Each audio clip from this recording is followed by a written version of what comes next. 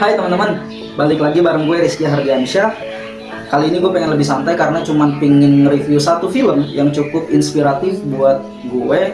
Karena film ini selalu terngiang-ngiang di kepala dan selalu menjadi referensi untuk gue memilih langkah dan memutuskan sesuatu dalam kehidupan gue. Film ini judulnya Ranah Tiga Warna. Saya Raisa. Alif Fikri. Sabar itu bukan pasif, tapi aktif. Aktif mencari solusi, aktif pantang menyerah. Literasi dan ide adalah ukuran peradaban maju yang harusnya kita tunjukkan kepada dunia. Sebuah film yang diambil dari novel yang ditulis oleh Ahmad Fuadi. Dalam film ini diceritakan sosok pemuda bernama Alif yang memiliki ambisi dan cita-cita menjadi orang hebat serta ingin ke Amerika. Ngali, elo-elo di rantu orang. Dan buktikan kalau kau layak jadi tetangga hamka. This job isn't what I wanted to do when I decided to join this program. Nothing interesting. Nah, gue pengen meringkas film ini dalam 3 fase kehidupannya si Alif ini. Jadi fase yang pertama, Alif itu adalah anak pelosok di Tanah Minang yang ingin masuk Universitas Nasional di Bandung, yaitu Universitas Pajajaran. Dia pun ikut tes, belum mengisi semua tesnya, dia harus mengumpulkan karena waktunya yang sudah habis. Tapi dia lolos, dan ketika dia lolos, dia harus merelakan, ini tantangan berikutnya, dia harus merelakan orang tuanya menjual asetnya, yaitu motor dan juga sawah, untuk membiayai pemberangkatan Alif ke Tanah Jawa atau ke Bandung itu. Si kudu tua ya jua, manga di jua ya. Kudulah menjalankan tugas yang terakhir, membantu keluarga Wata. Untuk kuliah lift, Anja merasa bersalah. Fase yang kedua, ketika Alif sudah jadi mahasiswa di Universitas Pajajaran, dia punya ambisi ingin menjadi penulis. Qadarullah di Universitas Pajajaran ada majalah kampus dan dia bergabung dalam majalah kampus tersebut. Ketika dia masuk ke dalam majalah itu, dia mengirimkan berbagai tulisan-tulisan idenya, dia menuangkan ide-idenya, dia menuangkan pikiran-pikirannya, lalu kemudian tulisannya cukup berhasil menarik para pembaca di sekitar kampus sehingga tulisan-tulisannya berkembang dan sampai masuk ke ranah nasional. Tapi di fase ini, sebagai mahasiswa yang cukup stabil dan berhasil menjadi penulis di majalah kampus, Alif juga mendapati beberapa tantangan. Di antaranya satu hari, Alif ditelepon bahwa ayahnya sedang sakit. Dan mau nggak mau, dia memutuskan untuk pulang menjenguk ayahnya. Dan ketika pulang, ayahnya terbaring lemah, lama-kelamaan pada saat itu ayahnya meninggal. Alif pun sedih. Dan kemudian dalam ceritanya, Alif hendak memutuskan kuliahnya karena di rumahnya hanya dia yang laki-laki, sedangkan ayahnya sudah meninggal, sehingga dia merasa bertanggung jawab untuk menafkahi keluarganya. Tapi ibunya terus memaksa dia untuk melanjutkan kuliahnya, sehingga mau nggak mau Alif harus menuruti kemauan ibunya, di mana ibunya menyuruh dia untuk lanjut kuliah. Cuman dia berpikir karena sudah tidak bisa mengandalkan keluarga, yang bahkan tidak ada laki-laki lagi di keluarganya kecuali dia berpikir untuk kuliah sambil kerja. Dia jadi pelayan di rumah makan Padang, lalu kemudian dia juga menjual kain tenun khas Sumatera kepada orang-orang yang ada di Tanah Jawa, pada orang-orang yang ada di Bandung. Cuman ketika lagi kerja juga, dia mendapati ujian, yaitu ketika pulang nawarin dagangan, naik ke angkot, lalu kemudian dicopet, dirampas, dipukul, lalu dilempar ke jalanan.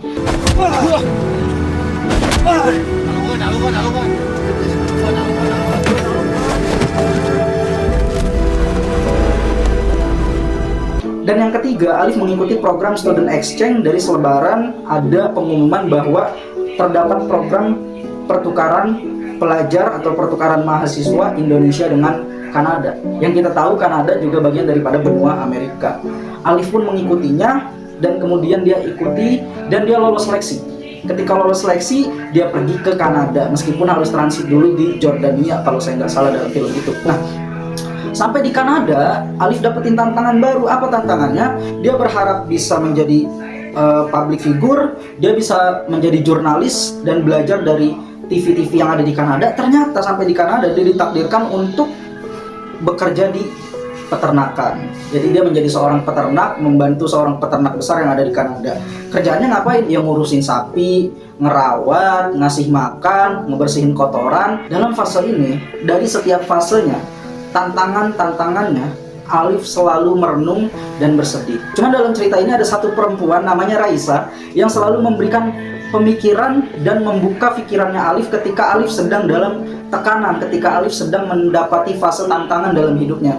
Ketika Alif di fase ketika dia mendapati kabar ayahnya meninggal, lalu kemudian dia kerja sambil dagang, Raisa memberikan semangat.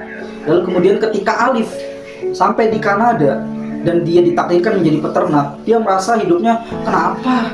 Gue itu datang ke sini bukan pengen jadi peternak, gue pengen belajar dari media, gue pengen jadi jurnalis di Kanada, gue pengen belajar tentang tentang jurnalistik di Kanada, tapi kok dijadiin peternak.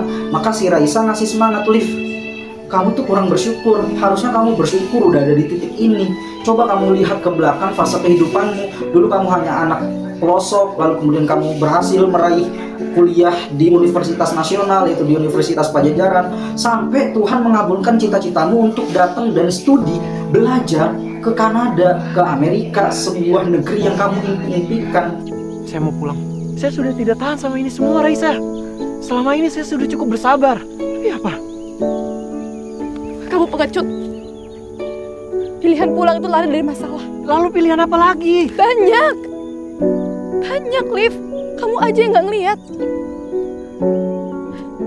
Bersabar tanpa berbuat apapun bukan suatu hal yang perlu kamu banggain. Hati kamu tuh ciut. Saking ciutnya sampai kamu lupa bersyukur sama apa yang udah kamu dapetin selama ini. Artinya apa? Alif cukup dibuat sadar oleh Raisa untuk bersyukur. Karena dalam film ini juga ada dua quotes yang dipegang, yaitu manjada wajada dan mansobaro zofiro. Dua quotes yang selalu mengikuti kehidupan setiap manusia. Jadi kalau manusia lagi diuji seberat-beratnya, maka quotes mansobaro zofiro itu bisa jadi pegangan. Kalau lagi diuji, maka bersabarlah. Pasti kalau kamu sabar, Allah bukain nanti jalannya. Dan kalau lagi stabil, nggak lagi diuji, lagi baik-baik aja, manjada wajada, jangan santai-santai, bersungguh-sungguhlah. Kalau lagi nggak diuji nih, kalau lagi stabil, ekonominya lagi bagus, maka bersungguh-sungguhlah dalam berbuat kebaikan, bersungguh-sungguhlah meraih cita-cita dan meraih ambisimu. Wajada, maka pasti akan terwujud, pasti akan berhasil dan pasti akan tergapai. Nah, hidup tuh kayak gitu teman-teman. Kadang beberapa fase kita mengalami tantangan-tantangannya masing-masing, ujiannya masing-masing, tapi tanpa kita sadari, semua fase itu tidak ada yang namanya mundur, terus maju. Fase yang membawa kehidupan kita ini nggak pernah mundur, akan terus selalu maju gitu. Contoh, hidup itu kayak naik kereta. Ketika kita datang ke Pondok Ranji, lalu kita punya tujuan untuk ke stasiun Merak, karena di sana indah, pengen jalan-jalan ke pantai dan bisa melihat pemandangan gunung. Dari Pondok Ranji sampai ke Merak, kita harus transit di Rangkas Bitung. Dan juga sebelum ke Rangkas Bitung, bahkan sebelum sampai ke Merak, kita harus melewati beberapa stasiun. Yang mungkin stasiun itu adalah stasiun yang tidak kita sukai, karena ada beberapa stasiun yang sampahnya masih banyak, ada beberapa stasiun yang kita lihat pemandangannya kurang enak, ada beberapa stasiun yang tempatnya sangat kecil gitu. Artinya beberapa stasiun yang kita berhenti di sana itu akan mengalami hal-hal yang tidak kita sukai. Sampai di Rangkas Bitung kita transit, berhenti dulu sejenak, istirahat dulu sejenak, lalu kemudian ganti kereta untuk lebih level up sampai ke Merak yang lebih proper untuk menuju ke Merak. Begitupun hidup. Hidup itu nggak pernah mengantarkan kita untuk mundur. Gerbong kehidupan itu membawa kita terus maju. Gerbong kehidupan tidak pernah membawa kita terus mundur dari tujuan kita. Tapi memang gerbong kehidupan akan membawa kita pada pemberhentian-pemberhentian yang mungkin tidak kita sukai sebelumnya. Tapi jangan pernah khawatir, tiap pemberhentian-pemberhentian itu waktunya hanya sementara. Tapi percayalah, dia tidak pernah mundur dan selalu membawa kita pada kemajuan. Perlahan demi perlahan sampailah kita pada tujuan yang kita inginkan. Ya kayak tadi, mau nggak mau kita memang pasti bakal sampai di Merak dengan melewati beberapa stasiun yang mungkin tidak kita sukai. Begitulah kehidupan. Nah, dalam cerita Ranah Tiga Warna ini, Alif seperti itu. Alif dibuat sadar oleh Raisa bahwa hidupmu itu di setiap fasenya memang punya tantangan. Di setiap fasenya kamu akan dapati sesuatu yang tidak kamu sukai, dapati hal yang tidak kamu sangka-sangka, dan itu memberatkan jiwamu, memberatkan hatimu. Tapi kamu harus sadar bahwa fasemu dari anak pelosok itu sekarang sudah sampai di fase nasional, dikenal sebagai penulis, dan bisa keluar negeri, sebuah negeri yang kamu cita-citai untuk kamu gapai, untuk kamu raih. Dan begitulah kehidupan, teman-teman. Terima kasih ya. Terima kasih, Alif. Kamu udah bantuin aku menyelesaikan misiku. Terima kasih Raisa. Karena itu sebenarnya bukan cuma misi kamu. tapi misiku juga. Misi kita berdua. Raisa, Ya.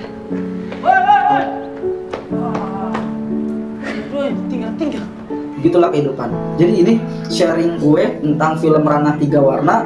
Yuk kita hidup terus ikuti alurnya, dan jangan pernah membandingkan kehidupan kita dengan orang lain, karena mungkin orang lain stasiun tujuannya beda dengan kita, sedangkan kita punya tujuan stasiunnya sendiri. So fokus saja pada kehidupan kita, fokus pada gerbong kita, dan selalu ingat, gerbong serta kereta yang kita naiki, kehidupan yang kita jalani tidak pernah membawa kita pada fase kemunduran. Cukup dari gue, Rizky Hardiansyah, menulis di bumi, melangitkan mimpi. setelah diombang-ambing nasib, setelah pernah jadi underdog, lalu jadi pemenang, dan lalu kalah lagi, akhirnya aku sadar, sebaik-baik kendaraan hidup adalah sabar. Dan terus mencari dan menanti jalan keluar dari Tuhan itu adalah ibadah. Hanya orang yang sabarlah yang dapat sampai ke tujuan hakiki, yaitu mengatasi segala permasalahan dengan sebaik-baik penyelesaian. Inilah menaraku, menara sahabat-sahabatku. Abang, sudah ditunggu teman-teman VOA di ruang conference. Kita ke sana sekarang. Akhirnya,